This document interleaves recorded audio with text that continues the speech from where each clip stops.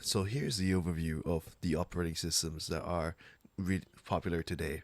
So in a nutshell, Windows has a huge game library compared to other operating systems. Uh, their graphic APIs like DirectX is very widely used and supported by a lot of developers, and essentially the mindset of uh, Microsoft, or just the philosophy of it, is everything just works. Or it's plug and play. An example of one of the games that you might be able to play on Windows, uh, Elden Ring on day one, for example, or another game, let's say Cyberpunk on release, you could play it immediately. Uh, Next up, Linux.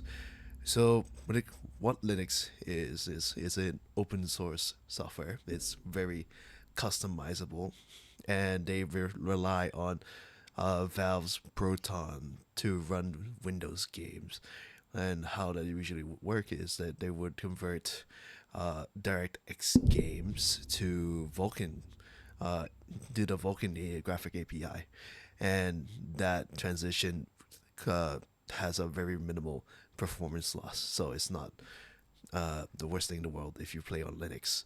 One of the games that you could play on Linux is Baldur's Gate 3, and it runs flawlessly for a lot of users. And finally, the last one on this list is the Mac OS.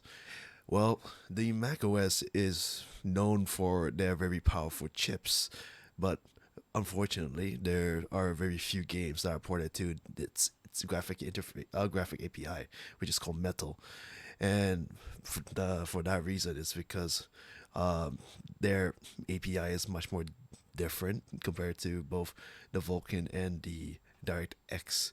So, in cause of that, it has very few games. Example being, the few games that it does have is Resident Evil Village, which runs really, really well. But uh, I digress. So